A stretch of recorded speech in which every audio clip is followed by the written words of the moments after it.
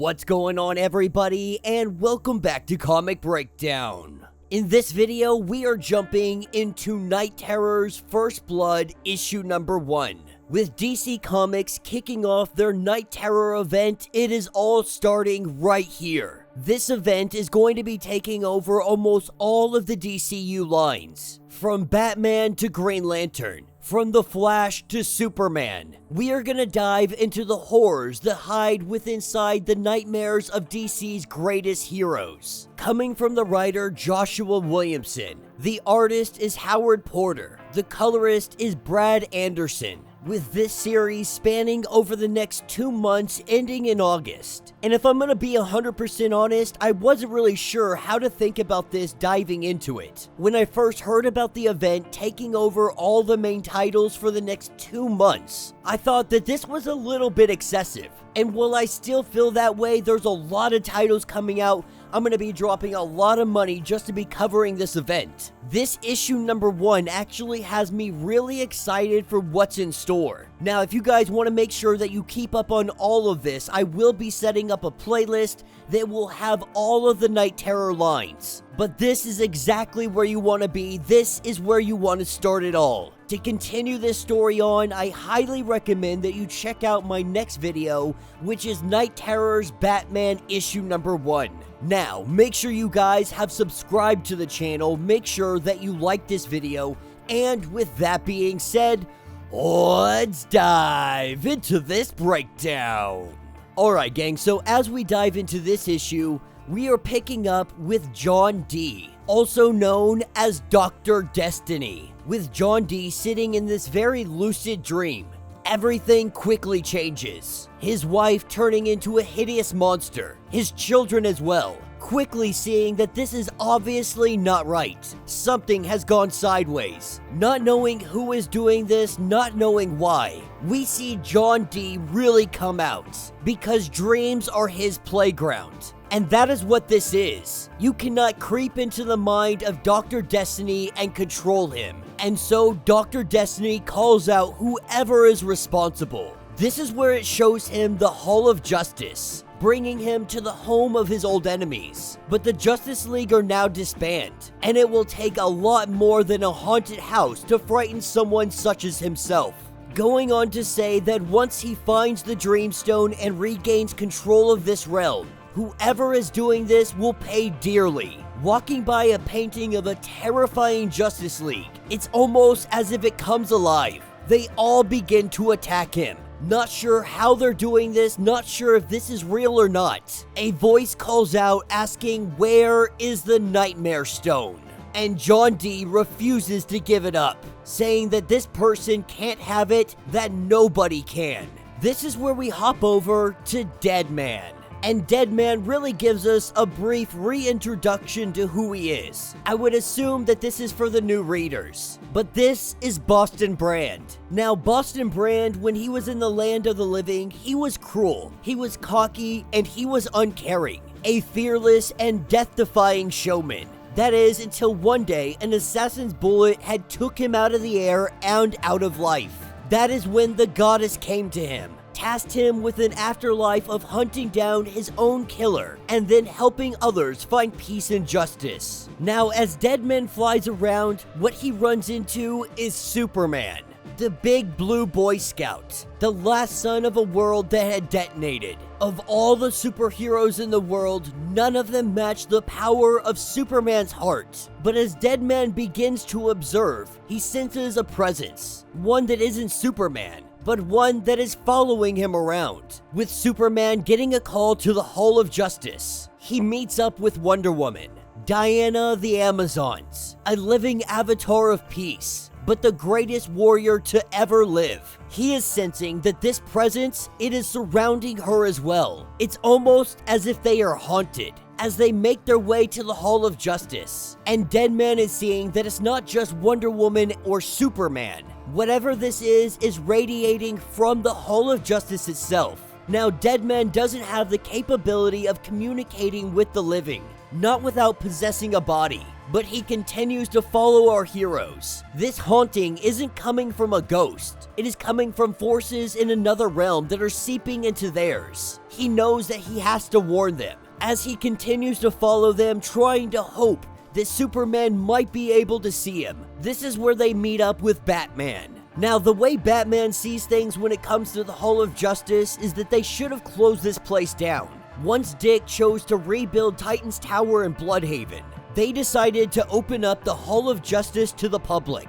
But the reason that they are here today is because in a restricted area, the alarms went off, and no tourist could have gotten to this location. No one has access except for the Trinity. As they open up the door, this is where they find the body hanging of John Dee. Someone has taken Dr. Destiny off the board. Now, Dr. Destiny is one to use the Dreamstone to manipulate people's dreams and corrupt reality. He had fought the Justice League on multiple occasions. As Deadman observes the body of John Dee, he sees that this is something different. This is what he had felt, part of what is haunting the three of them. And whoever did this was searching for something. The Justice League trying to uncover what happened here. The last time they saw Dr. Destiny, he was locked up in Arkham Tower. And with Batman getting in communication with Harley Quinn, Harley Quinn more or less has been working with Batman from time to time, trying to turn over a new leaf type of thing.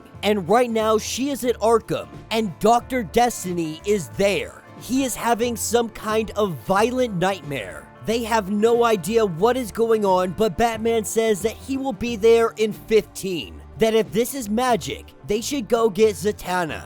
Deadman trying to stop them, he tries to jump into the body of Dr. Destiny, but he is unable to. So he goes to the nearest person. He jumps into the body of Batman. This is when he tells Superman and Wonder Woman to wait, that this is not magic, that the realm of dreams and the world of death are connected. They are related almost like a brother and a sister, but what he is picking up here is primordial. Someone is tapping into this, into something very powerful and very dangerous. This is where Batman tells Deadman to get out, essentially exorcising him from his body. Batman heard everything that he had to say. He was fighting off the control of Deadman the whole time, but he was also listening. Wonder Woman saying that this is not magic, but they're still gonna contact their magical sources. Superman is gonna head over to Supercorp and see if there is anything that they can figure out. And Batman, he is headed to Arkham, telling Boston that if he's still here to follow Batman.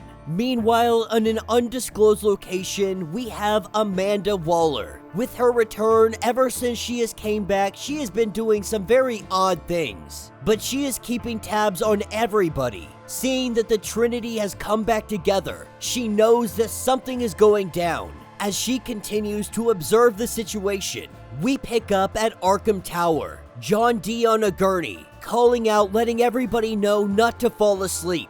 That if he finds the Nightmare Stone, it will be the end of everything. And almost instantaneously, we see that John Dee dies. A huge surge of some kind of energy. Something in his dreams had just killed him. But Batman knows that John Dee's Dreamstone, it is locked up in the Hall of Justice. He is now left pondering, what is the Nightmare Stone? The real question would be where? As we see John Dee's body coming back to life. Someone has taken it over, letting Batman know that John Dee was a smart man. He hid the Nightmare Stone in the dreams of one of his enemies, telling Batman that maybe they can team up and they can find it together, but only after he's killed a few Robins to make sure that he is the new sidekick. As this individual goes in to attack Batman, throwing a batarang, it does absolutely nothing to this guy. This is where we see nightmare constructs in the waking world. Even Deadman doesn't understand how this is possible, telling Harley Quinn that she needs to run. They start knocking some heads and they hightail it out of here. Meanwhile, back at the Hall of Justice, we have Wonder Woman, Zatanna, and Detective Chimp. They are all investigating John Dee's body, or what they believe to be his body. As they observe it further, they see that this isn't even a body. This is a very powerful dream construct, something that you very rarely ever see in the waking world. This is where something passes through all of their minds. While Zatanna does her best to fend this off, we see all of our heroes getting hit at the same exact time. Superman flying through the air, this purple mist, it hits him in the head, and it causes him to go falling from the sky. From Nightwing to Joker, the Flash to the Ravager, all of our heroes are being hit. All of them are being trapped, with Batman putting out the call that this is a red alert to contain Arkham Tower. As we see Harley Quinn fall asleep, it comes for Batman. He tries activating his emergency protocols. The emergency protocol that is no sleep till Gotham. As adrenaline begins to pump through his body, giving him the energy, the surge he needs to push on, telling whoever is doing this that he will not fall, that he will not rest, that he will not sleep.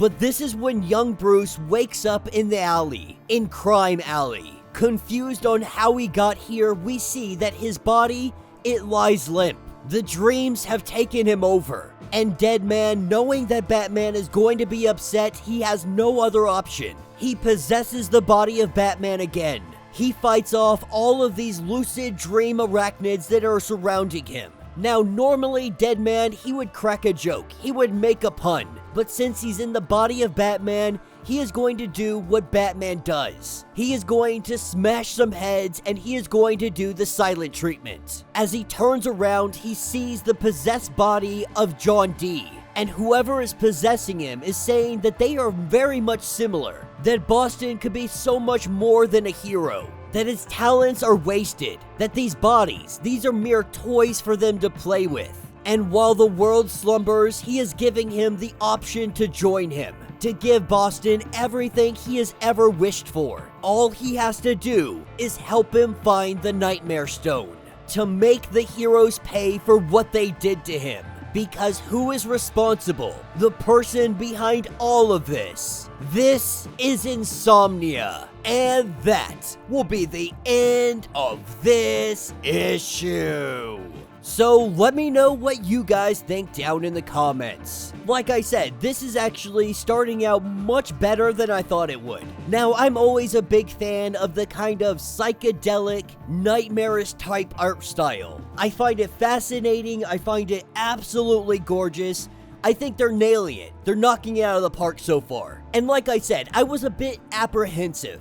I was a little bit worried that taking over the entire series, taking over all of the lines right now, that seemed like a little far-fetched. It seemed like it was just too much. And while I would love to continue on some of the ongoing stories, I gotta say I'm actually really excited for Night Terrors. I'm really excited to see what they're gonna bring to the board. Excited to jump into the nightmares of the greatest heroes, to see what they truly fear.